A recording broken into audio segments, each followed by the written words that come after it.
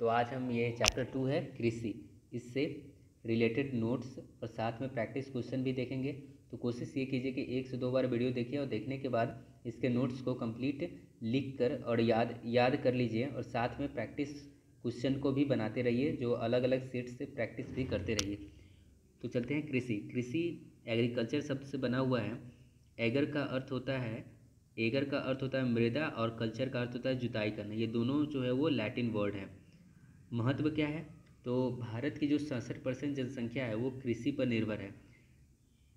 कृषि से क्या होता है? कच्चा माल मिलता है, विदेशी मुद्रा की प्राप्ति होती है और जीडीपी में 29% का योगदान करता है कृषि। भारत में कृषि योग्य भूमि जो है वो 4 तरह की होती है। एक है शुद्ध बोया गया क्षेत्र, जिसमें हम पूरा बुआई करते हैं। दूसरा है चालू प्रतिभूमि। प्रतिभूमि कहने का मतलब हुआ जिस भूमि को अभी हमने छोड़ दिया है, मतलब अभी हम उस भूमि पर खेती नहीं कर रहे हैं। कृषि योग्य भूमि और अन्य प्रतिभूमि। जो कृषि के प्रकार 2 तरह के कृषि के प्रकार होते हैं। पहला है गहन जीविका कृषि। पहला क्या है? गहन जीविका कृषि। तो गहन जीविका कृषि में क्या होता है? इसमें अधिक मात्रा में जैव रासायनिक उर्वरक बीज का उपयोग किया जाता है। मतलब इसमें बहुत बड़ी लेवल पर हम जैव रासायनिक उर्वरक का हम यूज करते हैं, क्योंकि गहन जीविका कृषि में क्या होता है ना, हमारा उद्देश्य होता है अधिक से अधिक जनसंख्या को खिलाना। मतलब अधिक से अधिक जनसंख्या को खाद्य की पूर्ति के लिए इसमें अत्यधिक उर्वरक का यूज किया जाता है, बीज का यूज किया जाता है, संसाधन और सिंचाई के उत्तम संसाधनों का यूज किया जाता है। मतलब बड़े पैमाने पर सिंचाई की जाती है। हमारा उद्देश्य होता है अधिक से अधिक उत्पादन किया जाए। दूसरा जो प्रकार है वो है प्रारंभिक जीवन निर्वाह कृषि। देखिए, प्रारंभिक जीवन निर्वाह कृषि क्या होता है ना, कि ये बस हम ना इसमें उत्पादन जो होता है ना वो हम अपने लिए ही इसका उत्पादन करते हैं। इसलिए इसमें आदिम कृषि औजारों का प्रयोग किया जाता है। मतलब बहुत पुराने कृषि औजार होते हैं, जैसे हल हो गया, डाव हो गया, खुरपी हो गया, ये सब का यूज करते हैं। व्यक्ति विशेष की आवश्यकता की पूर्ति के लिए की जाती है। ये जो है ना वो असम में, मेघालय में, मणिपुर में, नागालैंड में, त्रिपुरा में, अरुणाचल प्रदेश में इस तरह की खेती की जाती है। इस तरह की खेती के अंदर में ही झूम कृषि भी आता है। अगला जो है वो है वाणिज्यिक कृषि। वाणिज्यिक कृषि में क्या होता है? हमारा उद्देश्य बाजार में बेचने के उद्देश्य से हम लोग उत्पादन करते हैं। रोपण कृषि क्या होता है? इसमें एक बड़े क्षेत्र में ना एक ही तरह के फसल को उपजाते हैं, जैसे कि गन्ना हो गया, रबर हो गया, चाय हो गया, कॉफ़ी हो गया। इसमें क्या होता है ना, दूसरा किसी फसल को नहीं रखते, बस एक ही तरह के फसल को उपजाते हैं। ये होता है हमारा रोपण कृषि। और रोपण कृषि की तरह ही ये बागवानी कृषि भी होता है। अब आते हैं फसल ऋतुओं को देखते हैं। फसल ऋतु जो होते हैं वो भारत में 3 तरह के फसल ऋतु हैं। पहला ऋतु है वो है रबी फसल। रबी फसल जो होता है वो अक्टूबर से दिसंबर में इसकी बुआई जो होती है वो अक्टूबर से दिसंबर में हो जाती है और अप्रैल से जून में इसे काट लिया जाता है। इसके उदाहरण हैं गेहूँ, जौ, मटर, चना, सरसों। ये सब क्या है? रबी फसल है। खरीफ फसल क्या होता है? जून जुलाई में इसकी बुआई होती है और सितंबर से अक्टूबर तक इसे काट लिया जाता है। इसमें चावल आता है, मक्का, ज्वार, ये सब क्या है? खरीफ फसल के एग्जाम्पल्स हैं। फिर आते हैं जायद फसल। जायद फसल क्या होता है? मई जून में इसकी बुआई, मई जून में या फिर सितंबर से दिसंबर में, इन सब में इसकी क्या होती है? बुआई होती है जायद फसल की। तो जायद फसल क्या होता है ना, रबी और खरीफ फसल के बीच में आता है ये जायद फसल। इसके एग्जाम्पल्स है तरबूज है, खरबूज है, खीरे हैं, सब्जियां हैं। ये सब क्या होते हैं? जायद फसल के अंतर्गत आते हैं। अब हम देखते हैं कि फसल और उसके विवरण देखेंगे। जैसे पहला हमारा क्या है? खाद्य फसल में हम देख लेते हैं चावल। चावल के लिए क्या क्या दशाएं होनी चाहिए? तो चावल के लिए 100 से 200 सेंटीमीटर वर्षा होनी चाहिए, 32 से 27 डिग्री सेल्सियस तक तापमान होना चाहिए और चीका युक्त मिट्टी चाहिए इसके लिए। ये कहाँ पर चावल का उत्पादन किया जाता है? पश्चिम बंगाल में, उत्तर प्रदेश में और बिहार में। गेहूँ के लिए 75 सेंटीमीटर वर्षा चाहिए, 10 से 20 डिग्री सेल्सियस तापमान चाहिए, दोमट मिट्टी होनी चाहिए। ये उत्तर प्रदेश, पंजाब और बिहार में गेहूं की खेती की जाती है। ज्वार के लिए क्या चाहिए? तो 40 से 50 सेंटीमीटर वर्षा चाहिए, 25 से 30 डिग्री सेल्सियस तापमान चाहिए, बलुई मिट्टी चाहिए। ये महाराष्ट्र, गुजरात और मध्य प्रदेश में ये मिलते हैं। फिर उसके बाद बाजरा और मक्का। देखिए, बाजरा और मक्का के लिए 75 सेंटीमीटर वर्षा होनी चाहिए। साथ ही 21 से 25 डिग्री सेल्सियस तापमान भी होनी चाहिए। ये दोमट मिट्टी या जलोढ़ मिट्टी होनी चाहिए। ये उत्तर प्रदेश, बिहार और राजस्थान में इसकी खेती की जाती है। रेशेदार फसल देखते हैं। रेशेदार फसल में आता है कपास। कपास के लिए क्या क्या चीज़ चाहिए? तो कपास के लिए 50 से 100 सेंटीमीटर वर्षा चाहिए। साथ में 21 से 25 सेंटीग्रेड तापमान चाहिए। काली मिट्टी जिसे हम रेगुर मृदा भी कहते हैं, वो होता है कपास की खेती के लिए उपयुक्त होता है। साथ में पंजाब, ये महाराष्ट्र, गुजरात और पंजाब में इसकी खेती की जाती है। जूट के लिए 150 सेंटीमीटर वर्षा चाहिए। साथ ही 25 से 30 डिग्री सेल्सियस तापमान चाहिए। जलोढ़ मिट्टी उपयुक्त होती है जूट की खेती के लिए। ये पश्चिम बंगाल, उत्तर प्रदेश और बिहार में ये इसकी खेती की जाती है। पेय फसल में आ गया हमारा चाय के लिए 200 से 250 सेंटीमीटर वर्षा चाहिए। मतलब चाय के फसल के लिए ना बारिश ज़्यादा होनी चाहिए। ये 24 से 30 डिग्री सेल्सियस तापमान भी चाहिए।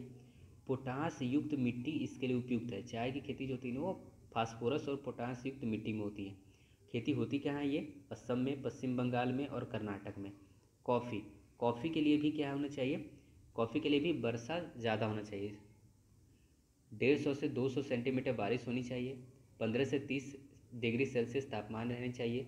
चूना युक्त मिट्टी इसके लिए उपयुक्त मानी जाती है।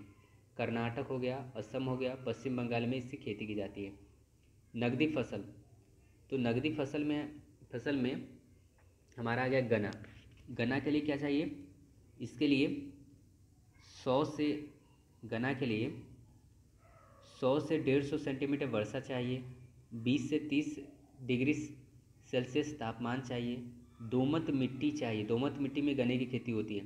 ये यूपी में, महाराष्ट्र में, तमिलनाडु में और केरल में इसकी खेती की जाती है। रबर के लिए 200 से 250 सेंटीमीटर वर्षा चाहिए। 25 डिग्री सेल्सियस तापमान चाहिए। दोमट मिट्टी में इसकी खेती होती है। ये केरल में, तमिलनाडु में और मेघालय में इसकी खेती की जाती है। दलहन फसलों में देखते हैं। दलहन फसलों में चना है जो कि यूपी, बिहार, राजस्थान में इसकी खेती होती है। मसूर है जो कि बिहार, मध्य प्रदेश और उत्तर प्रदेश में खेती होती है। दलहन में क्या आता है? दलहन में सरसों की खेती कहाँ होती है? राजस्थान और उत्तर प्रदेश में। उसी तरह से तीसी की खेती बिहार, उत्तर प्रदेश, मध्य प्रदेश में। कृषि को बढ़ावा देने के लिए सरकार ने कुछ उपाय भी किए हैं। सरकार का कुछ योगदान है, जैसे कि भूमि सुधार के अंतर में क्या हुआ कि जोतों की चकबंदी करवाई गई। जब आज़ादी के बाद क्या हुआ ना, खेतों की चकबंदी करवाई गई। मान लीजिए कि यहाँ पर 2 आदमी हैं, एक आदमी ए है और एक आदमी बी है। तो ए का क्या है ना, ए का ये पूरा खेत ए के अंदर में है और यहाँ पर बी के अंदर में ये पूरा खेत बी के अंदर में आ जाता है। ये वाला क्या है, ये ए का है और ये बी का है। तो होता क्या है ना कि इस वाले पार्ट को बी को दे दिया जाता है और ये ए को दे दिया जाता है। तो इस तरह से करके जोतों की चकबंदी की गई, लेकिन इससे कुछ ज़्यादा इससे सुधार होता नहीं। फिर जमींदारी प्रथा को ख़त्म कर दिया गया। कृषि सुधार में क्या हुआ कि हरित क्रांति को अपनाया गया, श्वेत क्रांति को अपनाया गया। भूमि विकास कार्यक्रम लाया गया जिसके अंतर्गत फसल का बीमा हो गया, बैंक ऋण देती है, किसान क्रेडिट कार्ड बनाया गया, कृषि कार्यक्रम को बढ़ावा दिया गया। अब हम आते हैं कृषि की नवीन तकनीक के बारे में जानते हैं। तो इसमें हरित क्रांति बहुत महत्वपूर्ण है, जो कि 1966 से 67 में हरित क्रांति हुई थी, जिसमें क्या था, जो मुख्य हमारा ध्यान जो था वो गेहूं पर था। गेहूं के उत्पादन में इस समय बहुत अधिक वृद्धि की गई थी। और ये किस क्षेत्र में इसका ज़्यादा प्रभाव पड़ा? पंजाब में, हरियाणा में और पश्चिमी उत्तर प्रदेश में इसका बहुत ज़्यादा प्रभाव पड़ा हरित क्रांति का। हरित क्रांति में क्या हुआ, गेहूं के उत्पादन में बहुत अधिक वृद्धि हो गई। शुष्क कृषि क्या होता है? शुष्क कृषि क्या होता है ना कि हम ना एक जगह पर हम अलग अलग फसलों का हेर फेर करते हैं कि इस बार कोई और फसल लगाए, अगले बार कोई और फसल लगा देते हैं। तो ये शुष्क कृषि होता है। इसमें क्या करते हैं, हम हरी खाद का हम यूज करते हैं। इसमें हम उर्वरक का यूज नहीं करते, फर्टिलाइज़र का यूज नहीं करते, बल्कि मैन्योर का यूज करते हैं। मतलब हरी खाद का हम लोग इसमें उपयोग करते हैं। साथ में जैविक कीट का हम नियंत्रण करते हैं। श्वेत क्रांति जो है वो दूध उत्पादन से रिलेटेड है, जिसके मुख्य भाग है ऑपरेशन फ्लड। खाद्य सुरक्षा क्यों जरूरी है? खाद्य सुरक्षा इसलिए ज़रूरी है चूँकि कभी भी अकाल या सूखा पड़ सकता है। अकाल और सूखा पड़ने की स्थिति में क्या होता है, खाद्य अगर सुरक्षित रखे हुए रहेंगे तो फिर वो क्या होता है, वो हमारे लिए भविष्य में उपयोग हो सकते हैं। खाद्य सुरक्षा प्रणाली के दो घटक है। पहला घटक है बफर स्टॉक। इसमें हम क्या करते हैं, आपातकालीन सेवा के लिए हम अनाजों का भंडारण कर लेते हैं। और ये अनाजों का भंडारण कौन करता है, ये करता है FCI, जिसे हम बोलते हैं फूड कॉरपोरेशन ऑफ इंडिया। ठीक है। उसके बाद होता है दूसरा है सार्वजनिक वितरण प्रणाली। सार्वजनिक वितरण प्रणाली में क्या होता है कि ये BPL कार्डधारी जो होते हैं उन्हें बहुत सस्ते दाम पर राशन की दुकान से उन्हें राशन दी जाती है। भारतीय कृषि की समस्या क्या क्या है, तो यहाँ बारिश जो होती है वो अनिश्चितता है। बारिश की अनिश्चितता रहती है कि कब वर्षा होगी कब नहीं होगी। बाढ़ की विभीषिका रहता है। अगर बारिश बहुत ज़्यादा हो गई तो बाढ़ आ गई तो फिर क्या हो गया कि कृषि हमारा बर्बाद हो गया। सुखाड़ कभी कभी पड़ जाते हैं। यहाँ के किसान भी अशिक्षित हैं जो कि नए तकनीक को अपनाना नहीं चाहते हैं। खेतों का आकार बहुत छोटा है और बिखरा हुआ है।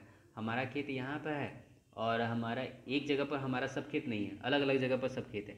तो इस तरह से क्या होता है ना कि हमें बहुत सारे परेशानियों की सामना करना पड़ता है। सस्यावर्तन क्या होता है, तो सस्यावर्तन देख लीजिए, भूमि के उत्पादन क्षमता बढ़ाने के लिए भूमि के किसी टुकड़े पर फसल बदल कर बोना। मतलब सस्यावर्तन कहते हैं ना कि अगर एक जगह की जो भूमि है ना, एक जगह की भूमि है, इस पर हम क्या करेंगे, पहले बार अगर इस पर हम ना चावल की खेती कर रहे हैं तो अगले बार हम क्या करेंगे, इस पर गेहूं की खेती करेंगे और फिर इसके बीच में ना हम कोई दलहन या तिलहन का हम लोग यहाँ पर खेती कर लेंगे। तो इस तरह के जो होती है उसे हम बोलते हैं सस्यावर्तन बोलते हैं। तो इस तरह से हमारा ये कंप्लीट होता है। हम MCQs देखेंगे। तो पहला है महाराष्ट्र किस फसल की खेती के लिए प्रसिद्ध है, तो महाराष्ट्र जो है वो कपास के फसल के लिए प्रसिद्ध है।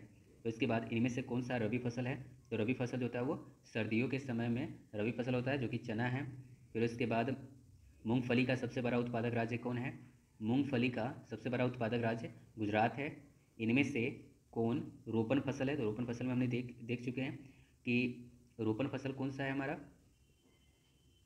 इनमें से कौन रोपण फसल है, चाय कॉफ़ी रबर, ये तीनों रोपण फसल है। तो ये क्वेश्चन इस तरह से होगा कि इनमें से कौन रोपण फसल नहीं है, तो आंसर क्या होगा हमारा, ये गेहूँ हो जाएगा। उत्तर भारत का कौन सा राज्य गन्ना उत्पादन में सर्वाधिक प्रसिद्ध है, तो उत्तर भारत का वो राज्य है वो है उत्तर प्रदेश। निम्न में से कौन सी जायद की फसल है, तो जायद की फसल कौन होता है, ये जायद की फसल है तरबूज। रबर की खेती भारत के किस राज्य में की जाती है, तो रबर की खेती भारत के किस राज्य में की जाती है, रबर की खेती भारत के गुजरात राज्य में की जाती है। किस फसल के उत्पादन में भारत विश्व में प्रथम स्थान रखता है, किस फसल के उत्पादन में भारत विश्व में प्रथम स्थान रखता है, तिलहन के। दक्षिण भारत में सबसे अधिक गन्ना उत्पादन करने वाला राज्य कौन सा है, तो दक्षिण भारत में महाराष्ट्र जो है वो सबसे अधिक गन्ना का उत्पादन करता है, महाराष्ट्र। फिर उसके बाद हम आगे देखते हैं, भारत में गन्ना सर्वाधिक उत्पादन करने वाला राज्य कौन सा है, तो गन्ना का सर्वाधिक उत्पादन जो होता है वो होता है उत्तर प्रदेश में। भारत की अर्थव्यवस्था का मुख्य आधार क्या है, भारत की अर्थव्यवस्था का मुख्य आधार कृषि है। फसल उत्पादन में भारत का विश्व में कौन सा स्थान है, तो फसल उत्पादन में भारत का विश्व में प्रथम स्थान है। ग्रीष्मकालीन पर्याप्त वर्षा किस फसल की खेती के लिए उपयुक्त मानी जाती है, तो ग्रीष्मकालीन पर्याप्त वर्षा जो है वो धान की खेती के लिए पर्याप्त मानी जाती है। काजू का सबसे बड़ा उत्पादक राज्य कौन सा है, काजू का सबसे बड़ा उत्पादक राज्य है वो है केरल। पंजाब किस फसल का सर्वप्रमुख उत्पादक है, तो पंजाब जो है वो पंजाब गेहूं का सर्वाधिक उत्पादक है। इन निम्न में से कौन सा एक खरीफ फसल है, तो इसमें से खरीफ फसल कौन सा है, खरीफ फसल जो कि गर्मी के समय में होता है, ये है हमारा चावल।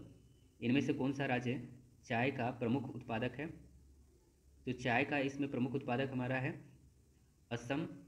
तो इसके बाद भारत में सबसे बड़ा चावल उत्पादक राज्य कौन है, भारत में सबसे बड़ा चावल उत्पादक राज्य है वो है पश्चिम बंगाल। कहवा का सबसे अधिक उत्पादन किस राज्य में होता है, तो कहवा का सबसे अधिक उत्पादन जो होता है वो होता है कर्नाटक राज्य में होता है। विश्व का दूसरा सबसे बड़ा चावल उत्पादक देश कौन सा है, तो ये देश है भारत है। तो इस तरह से हमारा ये शिफ्ट कंप्लीट होता है।